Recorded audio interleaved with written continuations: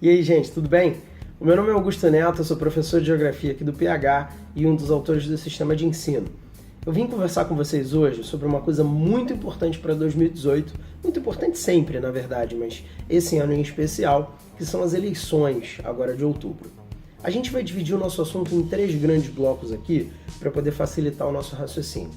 Primeiro, a gente vai falar sobre o sistema político do nosso país, depois a gente vai falar das eleições em si, onde a gente vai tratar um pouquinho mais das regras, de quem a gente vai escolher e tal.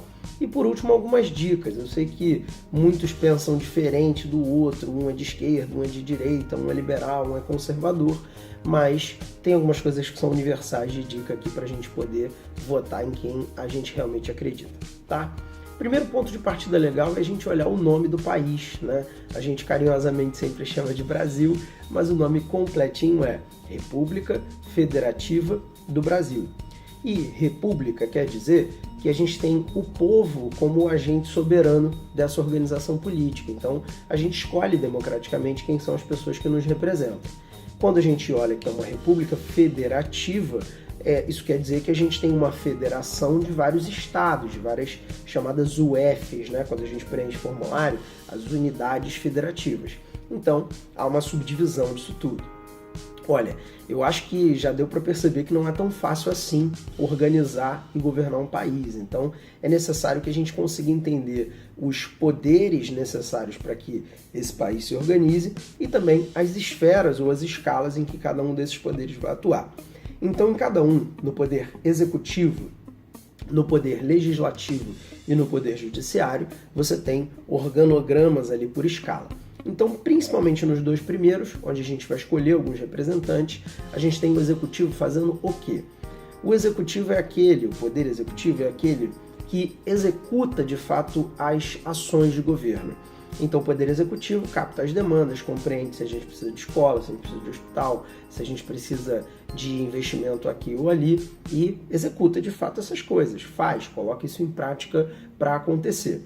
A gente tem em esfera municipal o prefeito ou a prefeita, em esfera estadual o ou a governadores, né, governador ou governadora, e o ou a presidente da República em esfera federal. Partindo para o legislativo é aquele que legisla. E os meus alunos sempre perguntam isso, né? Augusto, eles ficam escrevendo constituições lá todo dia, isso não tem sentido nenhum. Pô, Constituição é uma só. Mas calma aí. Primeiro, Constituição não é uma só. A gente pode ter assembleias constituintes, né? Onde você, de fato, reescreva a Constituição. Mas não é isso que eles ficam fazendo lá todo dia. O que eles fazem normalmente são as emendas constitucionais, principalmente. A gente está conversando aqui agora pela internet. Lá em 1988, quando escreveram a nossa Constituição, a gente mal tinha internet aqui no Brasil. Então não tinha por que ter lei de internet lá, mas tem por que ter hoje. Então a gente precisa adaptar isso, entendeu? Então é necessário que a gente vá olhando nesse dia a dia. E além disso, o Legislativo é o responsável por aprovar os orçamentos do Executivo. Então nenhum prefeito, governador ou presidente coloca um projeto em prática sem poder ter também apoio legislativo para poder apoiar os seus orçamentos, poder aprovar os seus orçamentos. Então, olha como os poderes aí dialogam bastante, tá? E por último, o poder judiciário, que é aquele que julga o cumprimento ou não cumprimento das leis e até define quais são as punições necessárias se alguém as descumpriu, seja ele um agente público ou um cidadão comum, tá? Eu acho que a gente pode caminhar já então para o nosso segundo assunto, que são as eleições de fato. A gente lá em outubro vai escolher então 5 cargos. Primeiro, presidente da República, governador ou governadora de cada estado, senador federal, deputado federal e deputado estadual. Vamos lá. 2 deles são do Poder Executivo, os 2 primeiros que eu falei, os outros do Legislativo. Os do Executivo, moleza, né? Vai fazer aquilo tudo que a gente já falou, na escala federal, o presidente, na escala estadual, o governador ou a governadora, tá? Quando a gente pega, no entanto, os outros 3 cargos que são do Legislativo, a gente tem o Senado e o deputado federal, o senador e o deputado federal em escala federal e o deputado estadual em cada estado. Então, o deputado estadual legisla as leis de estado, que aqui no Brasil são até bem pouco válidas, não, mas bem pouco diferenciadas entre cada estado brasileiro. Mas quando a gente olha o Senado Federal e a Câmara dos Deputados, isso tem mais uma coisinha legal para a gente entender. Por que a gente tem 3 senadores por estado e por que o número de deputados não é fixo por estado, ele é proporcional à população? A gente tem 2 casas para que uma delas represente mais o interesse dos estados, né, das unidades da federação, e a outra represente mais o interesse do povo.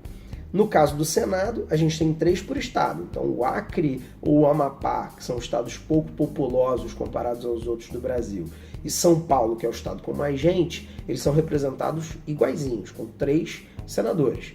E o povo, portanto, não está proporcionalmente representado no Senado. Quando você olha para a Câmara dos Deputados, a gente tem, portanto, a representação de cada uma de cada proporção das populações de cada local. Então, a gente tem, claro, o estado que tem mais gente representando mais cadeiras, mais assentos ali naquela casa. Então, um representa mais o estado, outro representa mais o povo, fica um negocinho um pouquinho mais equilibrado, tá?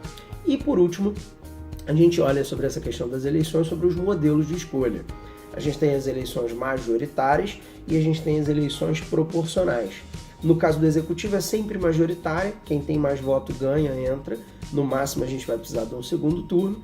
E no caso dos senadores isso também funciona, exceto pela questão do segundo turno. O senador também é eleito de forma majoritária. Agora, quando a gente vai olhar para deputado federal e deputado estadual, e também para vereador, que a gente não vai falar para esse ano, essas eleições são proporcionais. Então a gente vai pegar a quantidade de votos válidos e dividir pela quantidade de cadeiras que a gente tem para preencher, né, de postos que a gente tem para preencher, e descobrir quantos votos são necessários para que cada um se eleja para cada uma daquelas cadeiras. A gente chama isso de quociente eleitoral. E é importante, por isso, você entender, né, o que acontece na prática. Às vezes a gente vota pra caramba em um determinado candidato e esse candidato ele acaba levando 3 ou 4 colegas do mesmo partido, o que até já ajuda a caminhar para o campo das dicas, porque para pensar, se ele leva mais gente do mesmo partido que não é a pessoa em quem você votou, é bem cabível que você entenda qual é o partido do qual aquela pessoa vem ou qual aquela pessoa representa. Porque você vai dar o voto, mas se ele tiver excedente de voto, o voto vai para os colegas dele, tá? E sobre essa questão das dicas, né, o nosso terceiro bloco de assuntos aqui, principalmente, gente, é pesquisar. É a gente ser chato, ser mala, olhando cada informação, olhando o passado judicial, olhando a experiência, as coligações partidárias, o que aquelas pessoas pensam. Então pega, não é videozinho pequeno não, pega uma entrevista de 1 hora daquela pessoa e assiste, vê se as ideias no geral daquela pessoa realmente representam.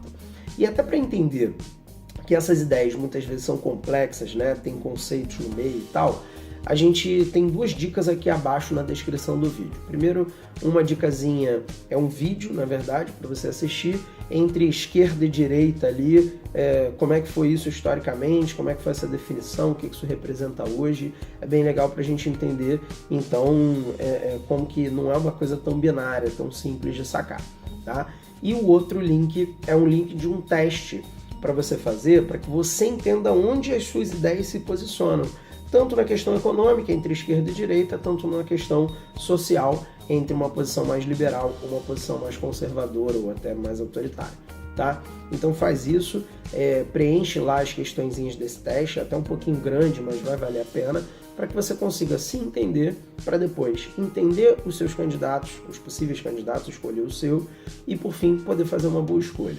Como o campo da internet está aí, né, à disposição, a gente está falando aqui dela, através dela agora, é natural que você vai fazer muitas dessas pesquisas na internet. Então, uma última dica, gente, não é tudo que a gente lê na internet que é verdade.